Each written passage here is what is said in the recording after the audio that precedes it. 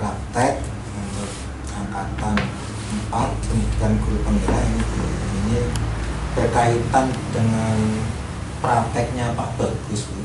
Bagaimana prakteknya Pak Bagus dalam memotivasi siswa?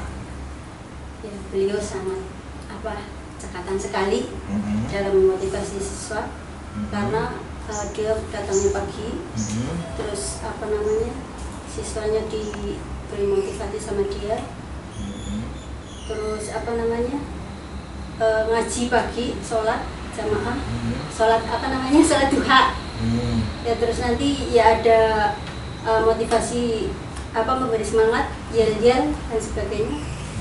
Penguatan juga semangat ya, semangat sekali dalam menyampaikan materi pembelajaran. Bagaimana Pak Bagus dalam menyampaikan tujuan, terus kompetensi, indikator, alokasi waktu, bagaimana Bu kepada anak? Ya, dia begitu memperhatikan seperti itu. Tujuan pasti diberikan, disampaikan di awal, ya. Iya. Terus dalam penyampaian materi gimana Pak Bagus? Penyampaian materinya dia begitu antusias. Kalau mengajar suaranya udah keras ya. Iya, ibaratnya ya, kalau sampai di kantor sampai terdengar sampai ibaratnya kita ikut belajar juga. Berarti dalam penguasaan kelasnya, menguasai ya. Berarti cara memberikan motivasi, cara memberikan materi pembelajaran anak jelas ya Bu ya. Iya. Dan menyenangkan. Terus untuk membangkitkan partisipasi aktif siswa Pak Bagus gimana?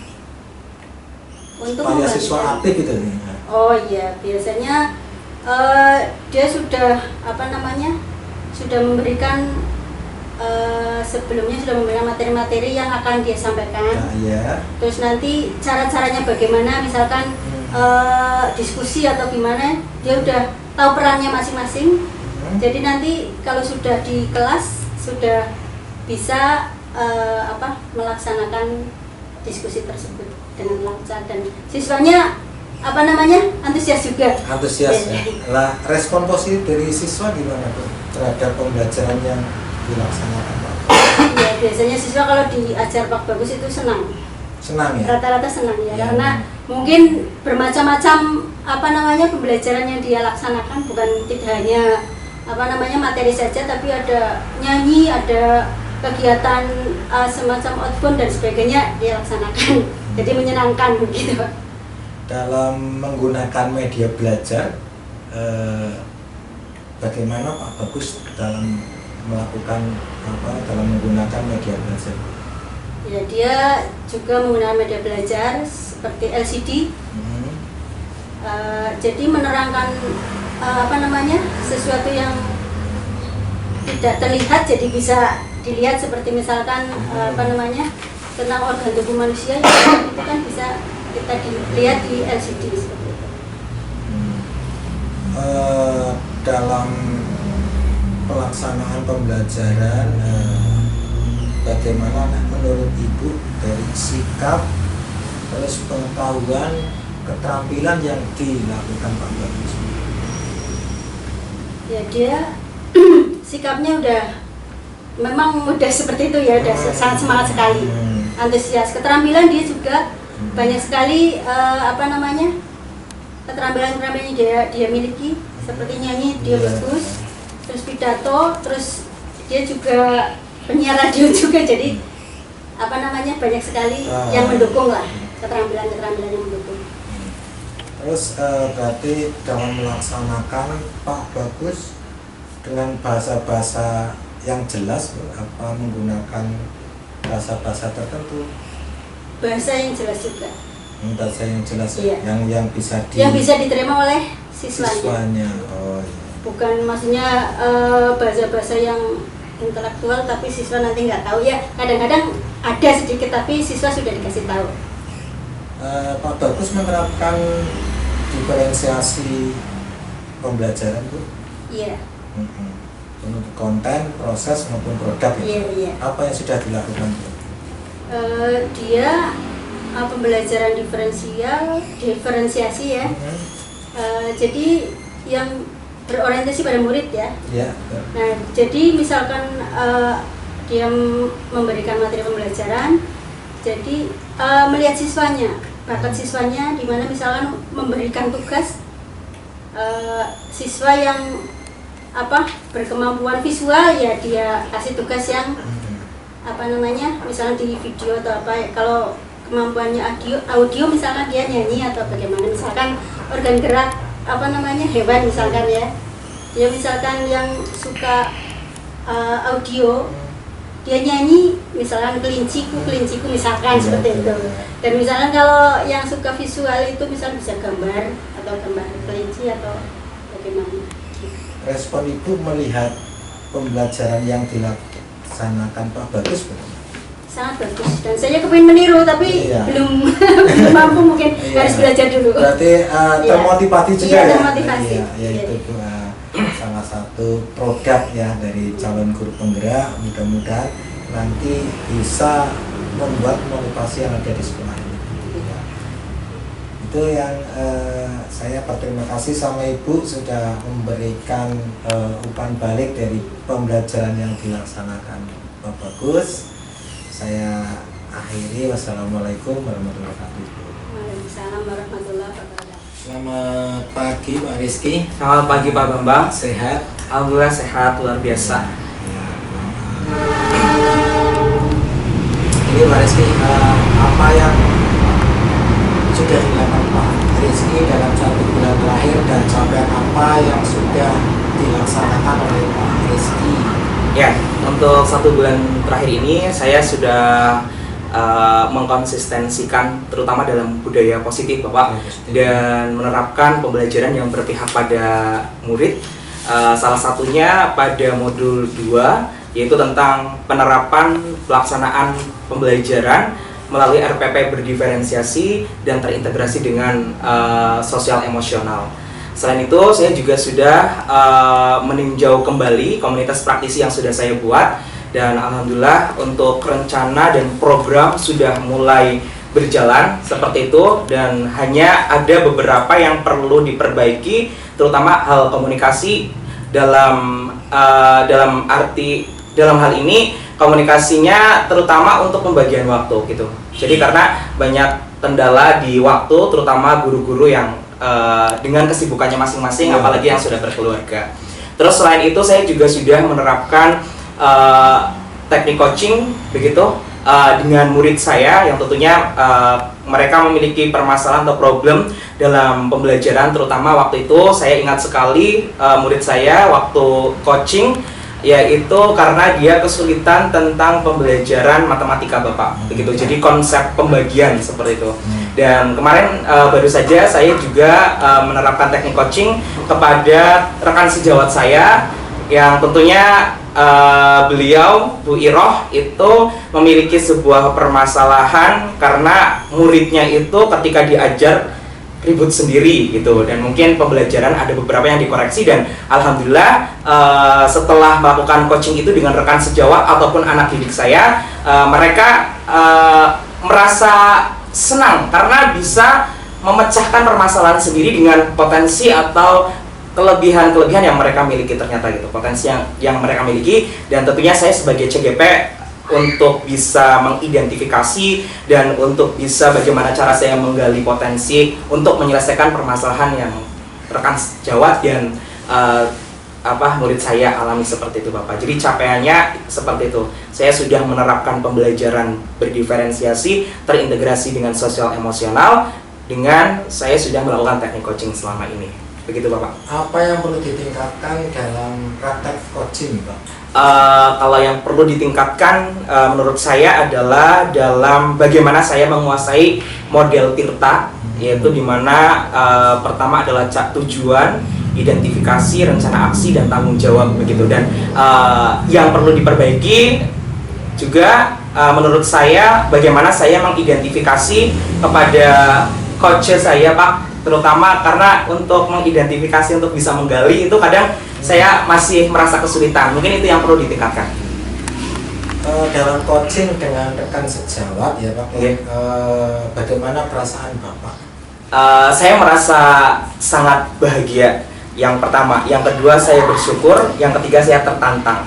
Saya merasa bahagia dan bersyukur karena saya ternyata bisa menggali setiap potensi yang dimiliki oleh rekan sejawat saya. Dan rekan sejawat saya juga di akhir coaching itu merasa terbantu dengan kayak mengucapkan terima kasih karena bisa membantu menggali potensi yang saya miliki. Ternyata saya bisa menemukan sendiri atas permasalahan yang saya hadapi, tentunya dengan potensi mereka. Terus juga saya juga merasa sangat tertantang karena ini merupakan hal baru bagi saya, Bapak. Mungkin selama ini saya hanya memberikan solusi-solusi gitu. Tetapi karena saya sudah belajar tentang teknik coaching, terutama dengan model Tirta ini, ternyata saya jauh lebih lebih enak gitu, atau lebih intens dan memahami kembali apa yang seharusnya rekan sejawat saya ketika memiliki permasalahan ternyata bisa dipecahkan sendiri, seperti itu. Bagaimana pengalaman Bapak setelah tadi melakukan coaching, terus pengalaman Bapak memintarkan dalam observasi Bapak mengajar di kelas? Ya, terima kasih Pak. Jadi untuk pengalaman saya terkait dengan teknik coaching ini, terutama dalam rekan sejawat saya itu kadang kesulitan untuk menggali setiap potensi yang coachnya miliki untuk itu. Terus untuk yang bagaimana untuk teknik coachingnya tadi saat observasi, alhamdulillah untuk komunikasi dan praktek coachingnya itu berjalan dengan lancar. Kenapa lancar? Karena saya selalu menerapkan prinsip terbuka. Saya ingin coach saya atau rekan sejawat saya itu merasa nyaman terlebih dahulu, sehingga mereka itu akan lebih mudah untuk bisa menyampaikan apa yang menjadi permasalahannya. Seperti itu Bapak. Jadi intinya saya lebih terbuka dalam komunikasi dan komunikatif. Pada praktek pembelajaran, di situ ada observer dari rekan sejawat ya? Iya, ada. Itu bagaimana Bapak merespon dari siswa yang Bapak ajar? Di situ ada observer rekan sejawat saya, dan tentunya ada beberapa timbal balik dari siswa seperti itu Bapak. Saya meresponnya tentunya dengan sikap yang positif. Saya terbuka dan tentunya saya menerima kritikan apapun itu, dan ketika observer saya itu memberikan sebuah saran-saran seperti itu Bapak, seperti kemarin saya menangkap dari observer saya itu mungkin dalam pembelajaran lebih variatif, terutama dalam penggunaan media gitu. Saya juga merasa terbuka saat itu, dan tentunya ditambah lagi sama anak-anak yang mungkin waktu itu masih kurang semangat gitu, jadi ditambah tepuk atau apa gitu. Saya juga terbuka dengan itu seperti itu, karena saya mungkin di awal hanya nyanyi tetapi mungkin kurang interaktif dalam speaking-nya gitu, dan saya sangat terbuka untuk itu. Jadi respon saya ke anak-anak dan ke observer seperti itu Bapak. Okay. Bagaimana tentang aksi modul 2.1 dan 2.2? Modul 2.1 dan modul 2.2 ini sangat menyenangkan menurut saya, dan sangat memberikan wawasan yang baru kepada saya, yang mana saya juga saat ini sedang mengikuti IKM untuk kurikulum merdeka, untuk jenjang SD juga, dan ternyata banyak ada beberapa persamaan seperti itu di kurikulum tersebut. Yang pertama pada modul ini 2.2 dan 2.1, 2.2 ini saya terbantu karena saya sudah memahami terlebih dahulu apa itu pembelajaran berdiferensiasi dan sosial emosional, dan tentunya ketika saya sudah mengerjakan di LMS IKM itu juga sama, seperti ada aksi nyata, ada refleksi gitu. Jadi saya lebih terbantu dari itu, dan untuk aksi nyata yang saya buat selama ini responnya alhamdulillah untuk anak-anak mereka sangat senang gitu, karena kebutuhan belajar, profil belajar anak sudah terpenuhi. Jadi mereka yang tipikalnya audio, visual, ya kinestik gitu, jadi mereka itu jadi terwadahi seperti itu. Ada kendala atau kesulitan Pak? Ada tantangan Pak, ada tantangan, pasti ada tantangan sekali. Yang pertama masih dengan manajemen waktu, karena di kurikulum merdeka ini, apalagi di berdiferensiasi ini, banyak sekali yang harus dipikirkan, terutama bagaimana kita harus ngeset produk, konten, proses seperti itu Pak. Jadi itu tantangannya seperti itu. Tapi itu tidak menjadi sebuah kelemahan bagi saya. Justru dari tantangan itu saya bisa belajar seperti itu, bisa belajar untuk beradaptasi dengan RPP yang baru, terutama yang berdiferensiasi. Perasaan Pak Bagus dalam hal itu? Perasaannya senang. Saya selalu menerapkan prinsip bahwa ketika menjalankan sesuatu harus bahagia gitu, karena saya diajarkan di guru penggerak bagaimana saya harus sehat, harus bahagia, bersyukur seperti itu. Jadi perasaan saya setelah mengerjakan tugas-tugas ada rasa puas yang sangat banyak gitu. Terutama saya menjadi berpengalaman seperti itu.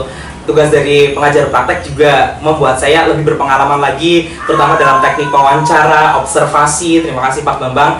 Dan ini tidak akan pernah terlupakan karena bisa menjadi bekal ketika saya menjadi seorang pemimpin. Apa rencana atau tindak lanjut setelah Pak Bagus melakukan aksi nyata? Rencana tindak lanjut ke depan saya ingin lebih konsisten Pak. Konsisten dengan apa yang sudah saya lakukan, terutama aksi nyata gitu. Karena terkait dengan hal-hal tertentu yang baru, biasanya untuk konsistensi itu jarang. Ketika sudah dilakukan, mungkin bulan depan sudah ogah-ogahan gitu. Tapi saya ingin belajar apa yang sudah saya lakukan, apa yang sudah saya terapkan. Saya ingin mengkonsistensikan, saya ingin mengevaluasi, merefleksi apa yang sudah baik akan saya tingkatkan, dan yang masih belum baik juga akan saya perbaiki. Jadi seperti itu Pak. Luar biasa. Ke depan lebih baik. Amin. Amin. Terima kasih Pak Bagus waktunya. Ya. Terima kasih Pak Bapak juga mau meluangkan waktu dan tentunya sharing. Dan saya banyak sekali pengalaman dari Pak Bambang yang tentunya begitulah intinya. Kejar tayangnya Pak itu sebenarnya menjadi sebuah takaran saya dalam bekerja itu harus cepat gitu. Dan tentunya itu sangat bisa menjadi sebuah kemandirian yang nantinya sangat bermanfaat untuk diri saya sendiri, dan saya merasakannya. Dan ketika saya mengibaskan ke orang lain pun mereka juga merasa tergerak untuk bisa melakukan apa yang saya lakukan seperti itu Bapak. Sukses selalu. Amin. Bagus. Amin. Ya, assalamualaikum warahmatullahi wabarakatuh. Waalaikumsalam warahmatullahi wabarakatuh.